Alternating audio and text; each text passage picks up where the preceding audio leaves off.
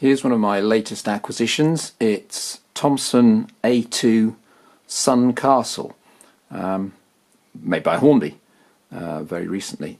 The Thompson A2s have a very poor reputation, as in the real life steam locomotives, although they were built, of course, during the Second World War, so you know, raw materials weren't in great supply at the time, and also they were working with perhaps less experienced engineers and mechanics building them, because a lot of them would have probably been in the, you know, in the armaments trades. So yeah, the originals were very controversial. The fact that they weren't particularly attractive, although, you know, beauty's in the eye of the beholder. But I'm more interested in the Hornby model.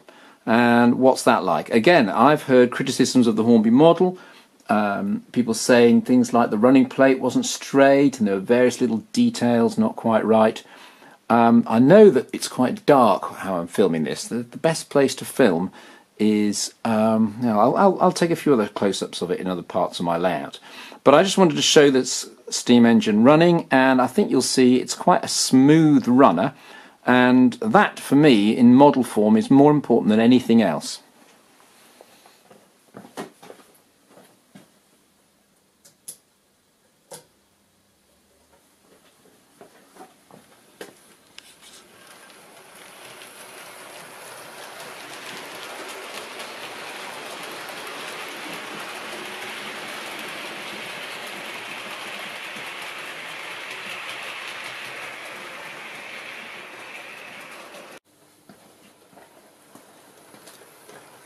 Yeah, it's smooth, it is quiet, and mine seems to be fairly sure-footed. Not had many derailments. When I have, it's been where the track has been far from perfect, and I know my layout is not perfect. But on the whole, it just runs very smoothly.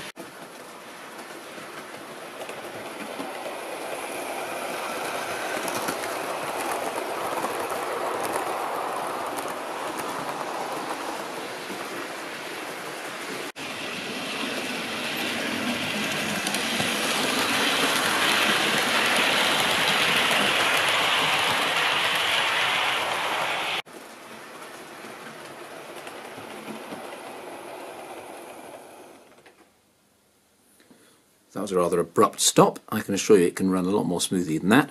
Anyway, a quick look at the model. This is, I can't remember which class this is. Anyway, it's Sun Castle. It's one of the ones with the big smoke deflectors. It's the one that is a new build rather than derived from Cock of the North and the P2 class.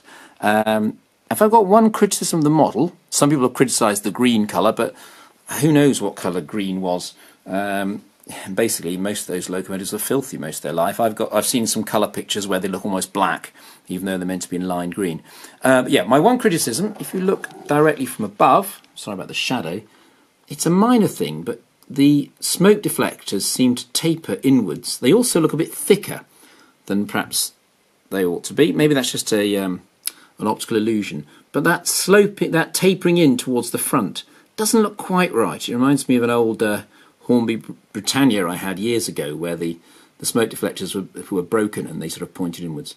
But this one, yeah, I think I'll just use a bit of something to sort of push the front of the smoke deflectors outwards very slightly, so they actually run parallel to the boiler.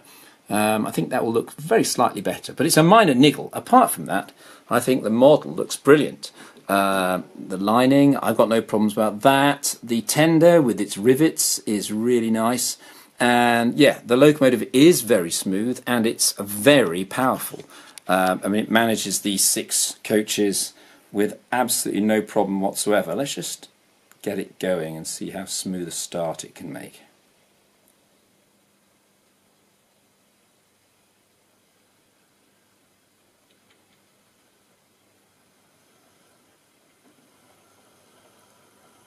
I've only owned it for, I don't know, a couple of weeks. It's probably done a couple of hours running around the track so far, so barely run in fact. But I think that's pretty smooth. That'll do me nicely. And 6 coaches here, not a problem at all. doesn't notice the sharp curves. I've got sort of second and third radius curves on the layout, so you'd expect it to struggle. That's a particularly sharp curve and it's slightly uphill.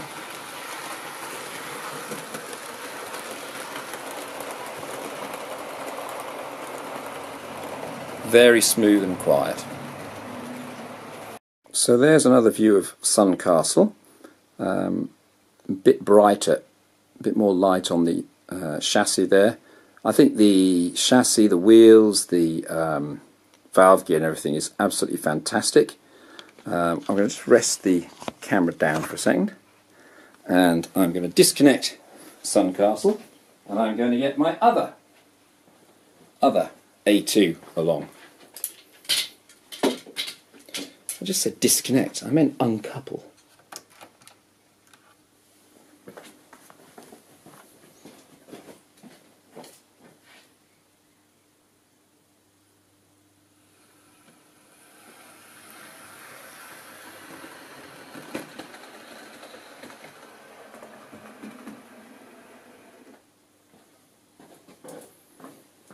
Now I'm going to bring Thane of Fife. That's one of the A2s derived from a Gresley P2. Bring Thane of Fife into the screen. Hopefully that's coupled up all right. Slightly noisier runner, but actually I'm using a feedback controller now. Only because there's a feedback controller that I want to use and try out.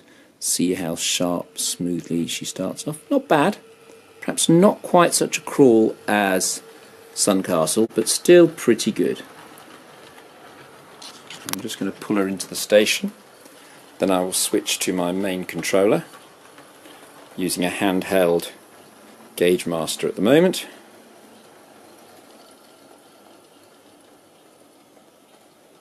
It's pretty smooth, isn't it? Pretty smooth. No complaints there. Switch to my main controller.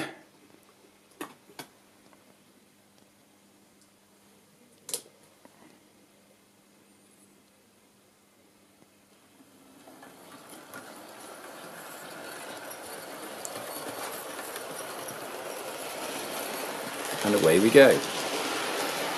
Bit of track noise over there. That part of the layout has stone chipping ballast rather than foam rubber, which I've used on most of my layout.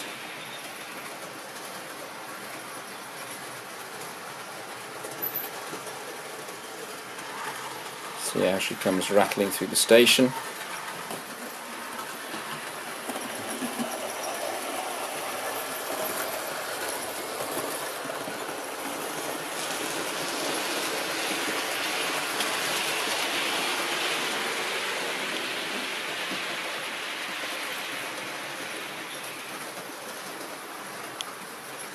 So here is Thane of Fife again. A very slight kink in the running plate, as you can see here, and apparently that's due to the fact that this, whatever this is, sandboxes maybe? I'm not sure. Don't quite fit with the boiler properly, and they're pushing the running plate very slightly down. I might take that part of the model apart and have a look, but a bit reluctant to do anything with a relatively new model, especially as it's running so well. Apart from that, I have no criticisms whatsoever. None of the other parts seem to be a problem. There's none of the glue marks, fingerprints, things like that some people have said about models they've got from China recently. And the one question I suppose you're bound to ask is it worth it? I paid £170. It's the most I've ever paid, and I got two of them. Most I've ever paid by a long way for a model train. Locomotive, sorry to offend anyone who likes to get those things right. But imagine I was trying to buy a kit of Thane of Fife. If they still make kits of these locomotives, I don't know. Typically going price £200 starter plus wheels, motor, plus you've got to make that really complicated valve gear. You know, if you want a model like this, actually even £170 is very good value, because a handmade model, painted, detailed to this level, I'm imagining, you know, if you asked someone else to build it for you, to get it running for you, it'd be upwards of £500, I reckon. And this model, as far as I'm concerned, is, though it's expensive by ready-to-run model forms, that's the way of the world at the moment, you know. All models are more expensive than they were 10 years ago. They've gone up higher than the rate of inflation, but that's because people in the factories that make them are, quite rightly, earning more money for their very skilled labour. And we shouldn't really begrudge that. So there we go.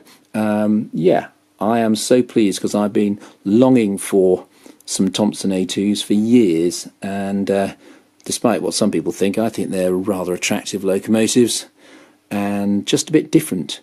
And despite the criticisms of the real-life engines, they were pretty powerful.